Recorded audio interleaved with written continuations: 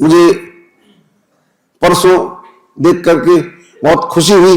मेरी एक मुहिम है कि इस देश में जो स्वास्थ्य सुविधाएं हैं, क्योंकि मैं स्वास्थ्य के क्षेत्र में काम करता हूं, तो मेरा मानना है कि स्वास्थ्य की सुविधाएं हमारे देश में बहुत खराब स्थिति में हैं।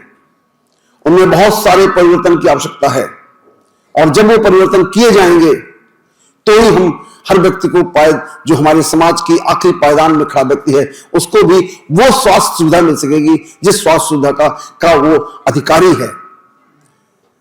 अभी चाहे शहर हो चाहे गांव हो, सभी जगह पर हमारी स्वास्थ्य सुविधाएं काफी कमजोर हैं, और कमजोर विशेष तौर से इंफ्रास्ट्रक्चर को लेकर के हैं। शहरों में इंफ्रास्ट्रक्चर अवेलेबल है, गांव में बिल्कुल भी अवेलेबल नहीं है। तो मैंने एक मुहिम चलाई है पूरे देश के लिए कि इस देश में स्वास्थ्य हेल्थ सर्विसेज का रिफॉर्म क्या हो, क्या किया जाए जिससे कि हम अपने देश की सुविधाओं को बढ़ा सकते हैं, कैसे हम हर व्यक्ति को अच्छी उच्च कोटि की स्वास्थ्य सुविधा प्रोवाइड कर सकते हैं। और मैंने जो स्टडी की है, उस स्टडी के अनुसार किसी भी प्रकार के धन की आवश्यकता नहीं है, सिर्फ पॉलिसीज के चेंज होने की आवश्यकता है कि स्वास्थ्य जिस पॉलिसी के तहत प्रोवाइड किया जा रहा है उसमें आमूलचूल परिवर्तन किया जाए। वो सिर्फ भारत सरकार और प्रदेश सरकारें कर सकती हैं, कोई एक व्यक्ति नहीं कर सकता है। तो मेरी मुहिम है कि मैं उसको लेकर के चला हूं और उसका प्रचार प्रसार लगातार कर रहा हूं, और डिफरेंट चैनल्स में, डिफरेंट न्यूज चैनल्स में, डिफरेंट मैगजीन्स में लगातार मैं आर्टिकल लिख रहा हूं। अभी मैंने एक आर्टिकल फोर्ब्स में लिखा है जो उन्होंने बहुत अच्छी तरीके से 2 पेज में छापा है। उसके अलावा वही आर्टिकल कैरामन एक मैगजीन है जो यहाँ की बहुत ही पॉपुलर मैगजीन है, उसमें भी लिखा है, और अभी उसको मैंने टाइम्स इंटरनेशनल यूएस में भेजा था, उन्होंने भी एक्सेप्ट कर लिया है, और वो भी अगले कुछ महीनों में वो भी छापेंगे। और मैंने काफी चैनल्स में इसको बोला है, एबीपी न्यूज में बोला है, रिपब्लिक भारत में बोला है, जी न्यूज में बोला, बहुत सारे न्यूज चैनल्स में लगातार बोल रहा हूं। मैं सिर्फ इसलिए बोल रहा हूं कि उससे मेरा व्यक्तिगत कोई लाभ नहीं होना है। मैं चाहता हूं कि मुझको ईश्वर ने डॉक्टर बनाया है, तो मैं जहां व्यक्तिगत तौर से काम कर सकता हूं इन संस्थानों में, वहां तो मैं कर ही रहा हूं, लेकिन जहां पर नहीं काम कर सकता हूं, जिन लोगों के लिए जो इस देश के दूर दूर कोने में है, उनके लिए भी कोई ऐसी स्कीम मिल सके जो सभी को उसका लाभ मिल सके। परसों मुझे हार्दिक प्रसन्नता हुई कि ये मेरा संदेश किसी भी प्रकार, जैसे मैं अक्सर कहा करता हूं कि एक अगर हम थॉट क्रिएट करते हैं तो उस थॉट के वाइब्रेशन पूरे माहौल में फैलते हैं। और ये छोटा सा पार्ट खाली बता रहा हूं, बाकी पार्ट बाद में कभी बताऊंगा कि ये सिर्फ एक तरीके से प्रोवाइड हो सकता है, और वो है यूनिवर्सल हेल्थ स्कीम। सभी लोगों को जो भारतीय नागरिक हैं सभी का हेल्थ इंश्योरेंस किया जाए, कंपल्सरी किया जाए।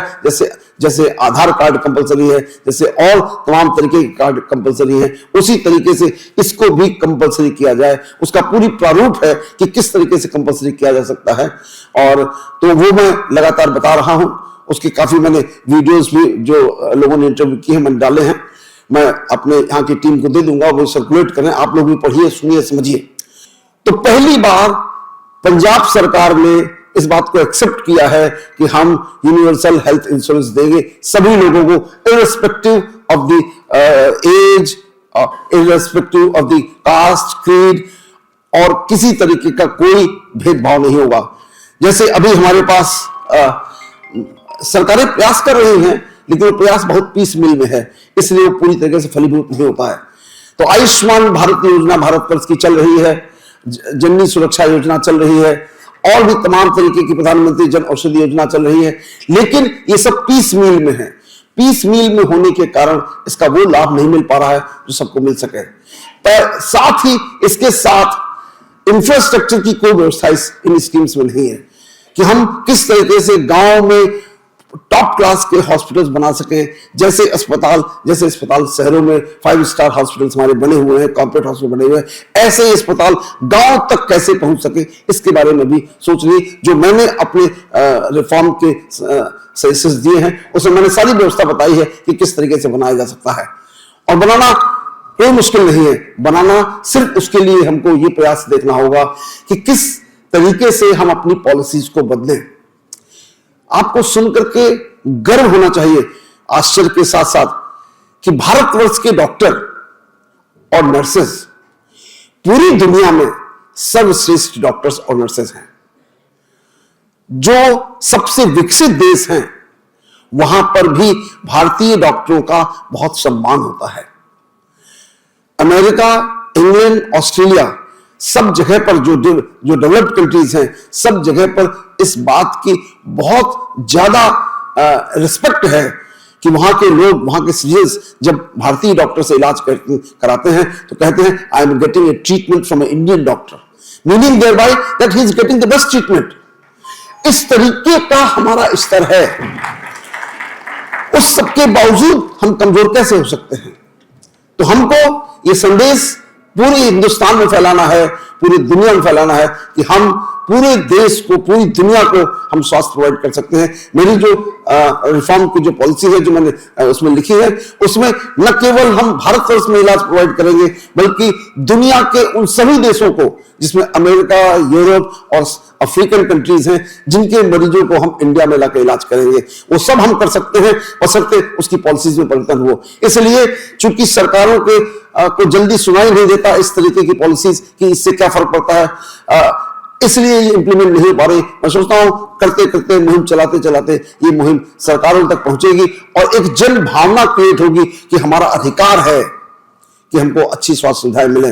आर्टिकल 21 में हमारे जो जीने का अधिकार है उसमें ये भी निहित है कि हमको स्वास्थ्य सुविधाएं मिले, उच्च श्रेणी की स्वास्थ्य सुविधाएं मिले। तो ये कार्यक्रम हम लोग कर रहे हैं और हम डॉक्टर प्रिंसिपल साहब से रिक्वेस्ट करेंगे एक दिन इस विषय पर गोष्ठी रखी जाए और सभी लोग अपना अपना विचार मंथन करें और मंथन करके और जो उसमें मोती निकले उनको भी हम और प्रचारित करें और पूरी दुनिया को ये बताएं कि हम किस तरीके से अपने भारतवर्ष की सहायता से पूरी दुनिया को रोग मुक्त कर सकते हैं। हम लोगों के यहाँ जो भावना है, हम वसुधैव कुटुंबकम को मानते हैं, सर्वे भवन्तु सुखिनः को मानते हैं, हम सबका सुख हो, सबका कल्याण हो, ये भाव भारतीय पृष्ठभूमि का है और हम पूरी दुनिया को एक परिवार मानते हैं। लेकिन हमको कुछ करना भी पड़ेगा। जब तक हम कुछ करेंगे नहीं तब तक कोई हमको याद नहीं करेगा। जब हम कोई कर्म करते हैं, कोई अच्छा काम करते हैं दूसरों के लिए, तभी लोग कहते हैं कि हाँ, भारतवर्षी, भारतीय लोग इतने अग्रणी हैं। आज दशा हमारी बहुत अच्छी नहीं है, लेकिन ये मैं नहीं कह सकता कि दिशा आज अच्छी नहीं है तो कल अच्छी नहीं होगी। किसी भी व्यक्ति के लिए रोटी, कपड़ा और मकान, तीन चीजों के बाद दो चीजों की सबसे आवश्यकता है, शिक्षा और स्वास्थ्य। ये जब तक नहीं होंगे तब तक हमारा देश प्रगतिशील और विकसित राष्ट्र नहीं हो सकता है। इसलिए हमारा कर्तव्य है कि हम हर व्यक्ति को उच्च श्रेणी की शिक्षा दें, उच्च कोटि का इलाज उपलब्ध कराएं।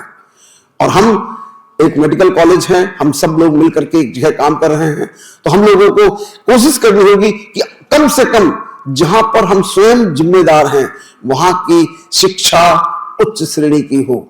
और ये मैं कई बार अपने पुराने व्याख्यानों में कह चुका हूं कि हमको मेडिकल एजुकेशन भी उच्च श्रेणी की करनी है, जिससे कि यहां के हिंद इंस्टीट्यूट के विद्यार्थी देश के किसी कोने में या दुनिया के किसी भी देश में जाएं तो उनका नाम भी सम्मान से लिया जाए कि यस, ये यहां के पढ़े हुए हैं, इनको सब कुछ आता है।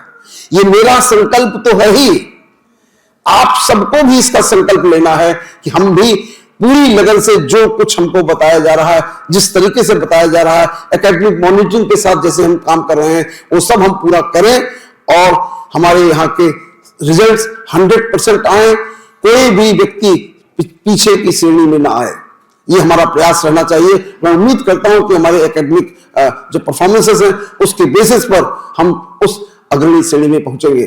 और पेशेंट केयर हमको अच्छी करनी है, उसमें कोई किसी तरीके का संशय नहीं हो सकता है। उसके लिए हमने बहुत सारी व्यवस्थाएं की हैं, कर रहे हैं लगातार। लेकिन उस समय सभी में हमें सभी डॉक्टरों, सभी नर्सेस, सभी paramedical staff, non teaching staff, सबके सहयोग की आवश्यकता है।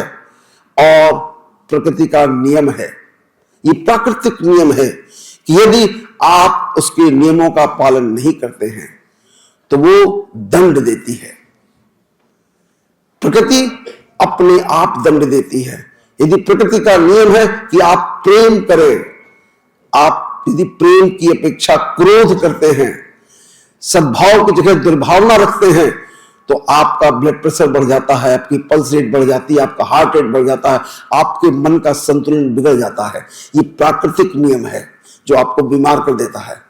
तो इसलिए हमको इन अनुशासन के नियमों को जो इंस्टीट्यूशन के लिए बनाए गए हैं, सबके कल्याण के लिए बनाए गए हैं, उनका पालन करना भी अक्षरशः आवश्यक है।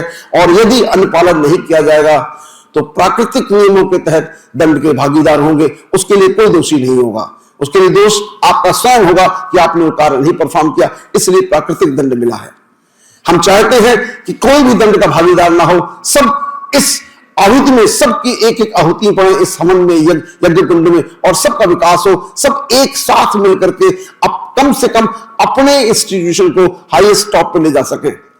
आप सभी को इस गणतंत्र दिवस की एक बार बहुत बहुत शुभकामनाएं। Thank you very much.